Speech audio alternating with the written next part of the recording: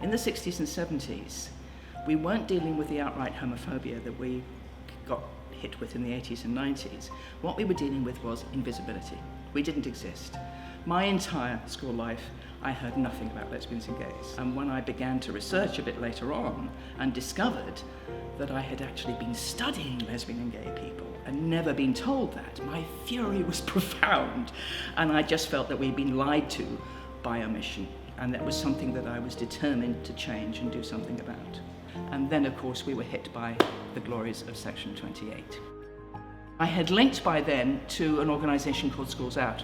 The whole 15 years of Section 28, Schools Out was there, pumping out resources, setting up conferences for LGBT teachers. We stepped into that space around education and supported the teachers and started producing the material so that some teachers who felt confident enough could start putting it into the classrooms. Section 28 was the first piece of anti-gay legislation for 100 years. It was an awful shock to people in our community who just wanted to lead quiet, ordinary lives, and actually that was the majority of lesbians and gay men. The people like me who were, badge-wearing, double denim, banner-waving activists, we were quite a small minority. We didn't have any allies in the government because gay activism was a very small niche of people at that point. Some of us decided that we needed to make wider allies and we needed to make a broader base. And that's how Stonewall came about.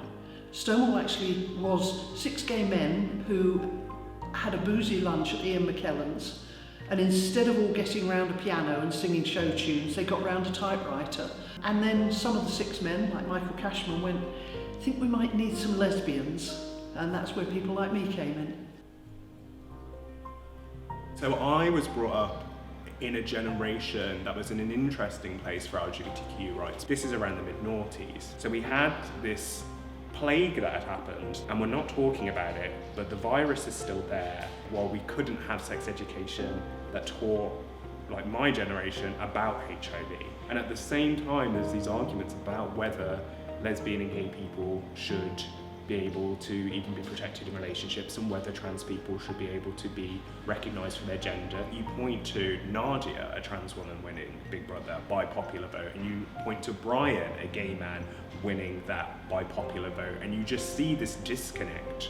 It felt like society was accepting more and more LGBTQ people, but the political was not catching up with it. I went into it more professionally by working at Terence Higgins Trust, so a lot of my activism has really been around the wraparounds of what our community still needs, that isn't just solved by legislative solutions, that deals with the problems that we deal with in our day-to-day lives. I became motivated to get involved in activism more broadly in about 2015. So we got gay marriage, but I noticed that I wasn't safe.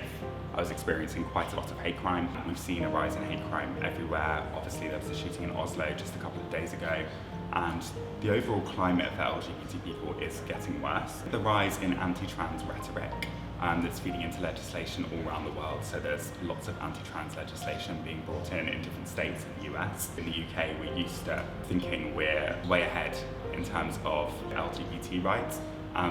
The truth is we're not. Things are getting worse. I got involved in activism so that I could create a life that I wanted to live, because for so long I didn't see a light. And I don't think I ever envisaged coming out and telling people I was intersex or coming out as queer or coming out as bi, but actually in the end all of those things ended up happening through an active decision I made. I meet so many people who are queer but not people of colour who think racism doesn't exist within the community.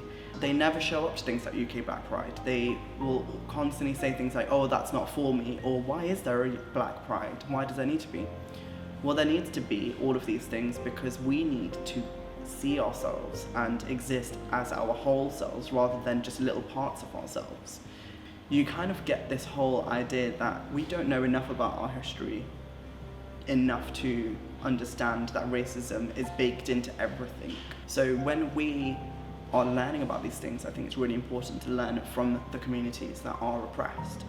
Our history is very easily lost and is very easily forgotten between generations and even shorter than that. Most people don't have gay parents who then have gay children, etc., etc. And I think that's why it's so important to archive what we do, what organisations like Stonewall have done and continue to do. It's very easy in activism to feel like you're doing something for the very first time, but actually we are standing on the backs of giants who have done this work before. So it's really important that we hold on to these archives and learn from our history about how we can best advance and protect our rights. I invented LGBT History Month, which was a resource. It came after 15 years of Section 28. Here are the resources. Here are the ways to make LGBT visible. You have a month. We chose it deliberately because we wanted to use the half term so that libraries, museums who might do exhibitions, etc., children, teachers, parents could go in and see it, and then perhaps they would have the confidence to take it back into schools. Now it's used by everybody. It's that visibility. It's enabling us to understand that we've always been here. I think that what is happening now to trans people is an absolute direct correlation of what the right-wing media and right-wing politicians and religious groups did to lesbians and gay men in the 1980s. Now it's the trans agenda, then it was the homosexual agenda. When it happened to lesbians and gay men, we didn't have any allies, or very few allies. We'd never cultivated allies. We're much more organised now. We're a much more broad movement than we were. And this time around, trans people have allies. We are going to stick up for them. We're not backing off. And we can call out all those tropes and we can show the parallels. Trans people have always been part of our history. And as a historian, I've watched people of my generation try and pretend that trans people weren't there in our history. Trans people were in the first manifesto of GLF in America. No, that's what came over here. Don't tell me that trans people haven't always been there for us, and we need to be there for them.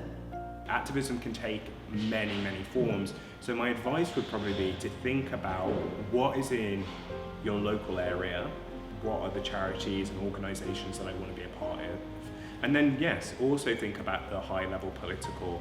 Can I write to my MP about issues that are going on in Parliament at the moment, about banning conversion therapy? It's local, it's national, it's international. Don't only think of activism as one thing. You're not as voiceless as you think you are. It's not just once every 5 years you get to exercise a democratic right and your voice in a general election. We're at a real turning point for LGBT inclusion in the country at the moment, and there are so many causes where we need people's voices. We need to be heard. Do what matters to you, and you will love it and you will care about it.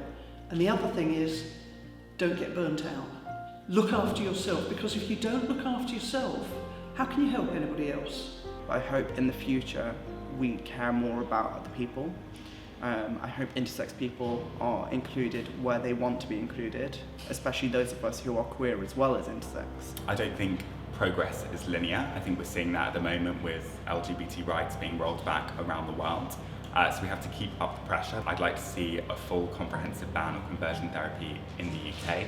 I'd like to see IVF and fertility treatment equality for lesbian and bi women. Mostly, I'd like an LGBT person to live truly, authentically and safely.